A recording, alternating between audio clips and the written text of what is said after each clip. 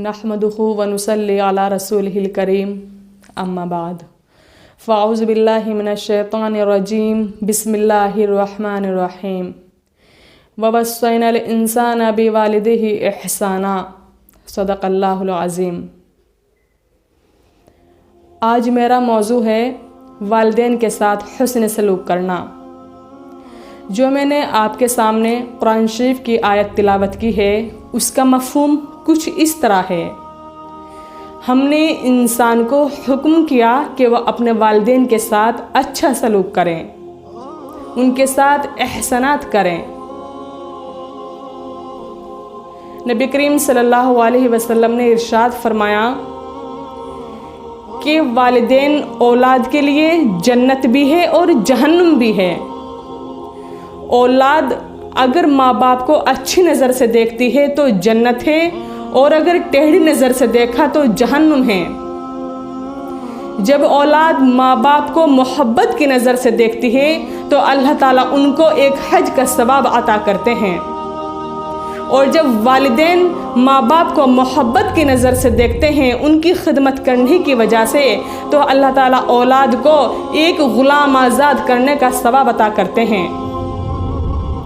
वालिदैन की खिदमत करने में सवाब ही सवाब है। नबी करीम सल्लल्लाहु अलैहि वसल्लम ने इरशाद फरमाया कि जो बंदा अपने वालिदैन की इताअत करता है वो अल्लाह ताला के यहाँ पसंदीदा बंदों में से हैं। नबी करीम सल्लल्लाहु अलैहि वसल्लम जन्नत में तशरीफ़ ले गए और वहाँ पर कुरान शरीफ की तिलावत की आवाज़ आ रही थी। नबी करीम सल्लल्लाहु अलैहि वसल्लम ने कहा, यह आवाज़ कहाँ से आ रही है? कौन कर रहा है कुरान शरीफ की तिलावत? तो फरिश्तों ने कहा कि नुअमान बिन हारसा कुरान शरीफ की तिलावत कर रहे हैं, उनकी आवाज़ जन्नत तक आ रही है। तो नबी ने कहा, नुअमान तो मदीने में बैठा हुआ है और उसकी आवाज़ यहाँ तक कैसे आ रही है? तो फरमाया गया कि वो अपने वालिदैन के फर्माबरदार थे, अपने वालिदैन की खिदमत करने की वजह से आज उनकी आवाज़ यहाँ तक क्या आ रही है। और आज हम लोग हैं कि हम कुरान शरीफ अंदर बैठकर पढ़ते हैं और बाहर तक आवाज़ भी नहीं जाती, और नुअमान घर में बैठकर तिलावत कर रहे हैं और आवाज़ जन्नत तक जा रही है। उनकी इस आवाज़ को कौन लेकर गया? क्या चीज़ थी जो उनकी इस आवाज़ को जन्नत तक लेकर गई? ना जिहाद, ना तकवा, ना नमाज, ना रोज़ा, ना ज़कात, ना हज, ना तफसीर, ना तबलीग, ना जिहाद, कुछ नहीं। फिर ऐसी क्या चीज़ थी जो उनकी आवाज़ को जन्नत तक लेकर गई? फरमाया गया वो वालिदैन के फर्माबरदार थे, अपनी माँ की खिदमत करते थे। वो किस तरह की खिदमत करते थे? वो अपनी वालिदा के कपड़े धोते थे, सर में कंघी करते थे, रोटी पकाते, सालन पकाते, और जब पक कर तैयार हो जाता तो फिर अपनी वालिदा के मुँह में खिलाते थे। और अगर उनके वालिदा कोई हुक्म करती और वो हुक्म उनकी समझ में ना आता तो अदब की वजह से उसको दोबारा नहीं पूछते थे, बल्कि बाहर आकर खादमा से कहते कि खादमा मेरी वालिदा से पूछे आप क्या कह रही हैं। वो अदब करने की वजह से अपनी माँ से दोबारा सवाल नहीं करते थे। इतनी खिदमत, इतना अदब करते थे वो अपनी वालिदा का। तो इतना एहतराम है, अपनी माँ की इज्जत करो। मूसा अलैहिस्सलातु वस्सलाम ने अल्लाह ताला से फरमाया कि अल्लाह जन्नत में मेरा साथी कौन होगा? तो अल्लाह ताला ने फरमाया कि एक कसाई। मूसा और कसाई का क्या जोड़? मूसा अलैहिस्सलातु वस्सलाम उस कसाई की दुकान पर गए तो देखते हैं कि वो बैठा हुआ गोश्त बेच रहा है। फिर जब शाम हुई उसने अपने थैले को उठाया, अपने कंधे पर रखा और उसमें गोश्त का टुकड़ा डाला और अपने घर रवाना हो गया। कि हज़रत मूसा अलैहिस्सलातु वस्सलाम कहते हैं कि मैंने उस कसाई से कहा कि भाई मैं भी आपके साथ चलता हूँ।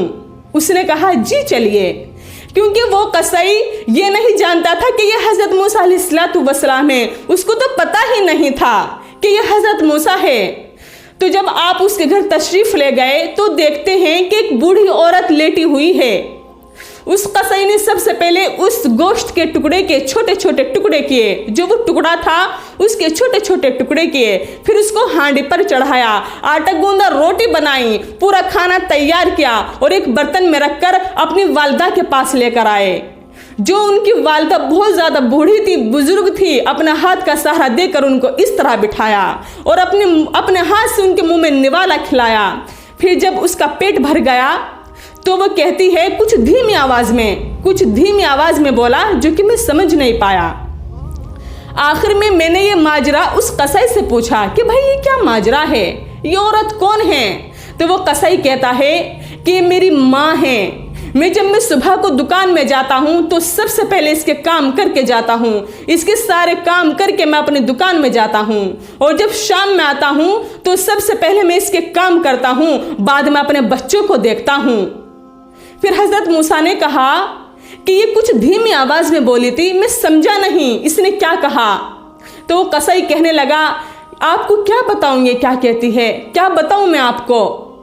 جب بھی میں ان کی خدمت کرتا ہوں تو یہ کہتی ہے کہ تو جنت میں حضرت موسیٰ کا ساتھی بنے، کہ تو موسیٰ کا ساتھی بنے، ہر بار یہی مجھے کہتی رہتی ہیں۔ تو حضرت موسیٰ علیہ السلام کہتے ہیں کہ تیرا کام ہو گیا، جا تیری ماں کی دعاؤں نے تجھے حضرت موسیٰ سے ملا دیا۔ وہ بندہ نہیں جانتا تھا کہ جو سامنے کھڑے ہیں یہ حضرت موسیٰ ہے۔ تو ماں کی دعا ایسی ہوتی ہے کہ اگر ماں کی دعا لوگے تو جنت میں نبیوں کے ساتھ جاؤ گے۔ ماں کی دعائیں حاصل کرو، ان کی خدمت کرو۔ ہاں، اور اگر وہ کسی نافرمانی کا حکم کرے تو ماننا نہیں، اور اگر وہ شرک کو کہے تو ماننا نہیں۔ ایک مرتبہ نبی کریم صلی اللہ علیہ وسلم سے سوال کیا گیا کہ قیامت کب آئے گی؟ آپ نے کہا پتہ نہیں، اللہ کو معلوم ہے، کہ کچھ نشانیاں بتا دیجئے۔ تو آپ نے یہ نہیں کہا کہ جب قتل زیادہ ہوں گے، زنا زیادہ ہوگا، سود زیادہ ہوگا، رشوت زیادہ ہوگی، قتل زیادہ ہوگے، ایسا کچھ نہیں کہا، بلکہ آپ نے کہا جب ماؤں کو رسوا کیا جائے گا، ماؤں کو ذلیل کیا جائے گا، اور والدین اس طرح سے ڈرتے ہوں گے کہ کہیں ہماری اولاد ہمارے ساتھ بدتمیزی سے پیش نہ آ جائے، وہ اس طرح اولاد سے ڈریں گے، اور اولاد اپنے والدین کے ساتھ ایسے بات کریں گے جس طرح وہ نوکروں سے باتیں کرتے ہیں، تب قیامت آ جائے گی۔ تو تم سمجھ جانا کہ دائیں اور بائیں سب قیامت کا حملہ ہونے والا ہے۔ ماؤں کو رسوا کیا جا رہا ہے، ذلیل کیا جا رہا ہے، ماؤں کی عزت نہیں ہوتی، ماؤں کا احترام کرو۔ اللہ تعالیٰ نے ماں کے درجے کو بہت بلند و بالا بنایا ہے۔ ماں باپ کی خوشی میں اللہ کی خوشی ہے، ماں باپ کی ناراضگی میں اللہ کی ناراضگی ہے۔ والدین کو خوش کر کے اللہ تعالیٰ کو خوش کرو۔ اللہ نے فرمایا، حدیث پاک میں آتا ہے کہ ماں کے قدموں تلے جنت اور باپ کو جنت کا دروازہ کہا گیا ہے۔ اور نبی کریم صلی اللہ علیہ وسلم تمنا کرتے ہیں، کہتے ہیں کہ کاش میری ماں زندہ ہوتی، میری ماں زندہ ہوتی۔ خاص طور پر ماں کا ذکر کیا، باپ تو تھے ہی نہیں ان کے، باپ کو تو دیکھا ہی نہیں تھا، پہلے ہی انتقال کر چکے تھے۔ کہتے ہیں کہ کاش میری ماں زندہ ہوتی اور میں عشاء کی نماز پڑھنے کے لیے مصلی پہ کھڑا ہوتا، اور میری ماں میرے گھر سے مجھے کسی کام کے لیے آواز لگاتی، اے محمد، تو میں ایک دم نماز توڑ دیتا اور اپنی ماں کے پاس چلا جاتا۔ ماں کی ایک آواز پر میں دوڑ پڑتا۔ اتنی تمنا کرتے ہیں ہمارے نبی بھی ماں کی کہ میری ماں زندہ ہوتی۔ اور ایک حدیث میں آپ صلی اللہ علیہ وسلم فرماتے ہیں کہ جو اپنے ماں باپ کی صبح کو زیارت کرے، نہ تو ان کا حال چال پوچھا، نہ کچھ کام کرا، کوئی خدمت کری والدین کی، بس صرف زیارت ہی کی، تو اللہ تعالیٰ اس بندے کے لیے صبح سے لے کر شام تک جنت میں 2 دروازے کھول دیتے ہیں۔ اور فرمایا کہ وہ بندہ بدبخت ہے جس نے اپنے بوڑھے ماں باپ کو پایا اور ان کی دعا لے کر وہ جنت میں نہ گیا ہو۔ جب موسیٰ علیہ السلام کے والدہ کا انتقال ہو جاتا ہے اور وہ کوہ طور پر آتے ہیں تو اللہ تعالیٰ فرماتے ہیں، اے موسیٰ ذرا سنبھل کر آنا، اب دعا دینے والی نہیں رہی۔ ماں کی دعا اولاد کی مصیبتوں میں کام آتی ہے، آفتوں سے بچاتی ہے۔ عرض کیا گیا، میں نے اپنی ماں کو کاندھوں پر بٹھا کر حج کرایا، اور حالت یہ تھی کہ اگر ایک گوشت کا ٹکڑا چٹان پر رکھ دیا جاتا تو وہ بھی بھن کر کباب بن جاتا. اتنی سخت گرمی تھی. اسی حالت میں نے اپنی ماں کو بیت اللہ کا طواف کرایا, اپنے کاندھوں پر بٹھا کر حج کرایا, اس وجہ سے کہ میری ماں نے میرے ساتھ جو صلہ رحم کی ہے, مجھے پیدا کیا, دودھ پلایا, پرورش کی, تاکہ میں اس کا احسان ادا کر سکوں. تو کیا میں نے اپنے والدہ کے کرنے کا احسان چکا دیا؟ تو عرض ہوا نہیں, ابھی تو نے اس کی ایک مسکراہٹ کا بھی بدلہ نہیں دیا. نبی کریم صلی اللہ علیہ وسلم ارشاد فرماتے ہیں کہ اگر پوری زندگی ایک ٹانگ پہ کھڑا ہو کر والدین کی خدمت کرتا رہے تب بھی تو ان کا احسان نہیں چکا سکتا. اور جب ماں ہنستی ہے تو جنت کی ساری کلیاں کھل پڑتی ہیں, اور یہ ہنسنا اولاد کے لیے عبادت بنتا ہے. ہمیں اپنے ماں باپ کی قدر کرنی چاہیے, ان کی خدمت کو اپنے لیے غنیمت سمجھے. تو آخر میں اللہ تعالیٰ سے دعا کرتی ہوں کہ ہم سب کو اپنے والدین کا فرما بردار بنائیں, کہنے سننے سے زیادہ عمل کرنے کی توفیق عطا فرمائیں. آمین ثم آمین. وما علینا الا البلاغ.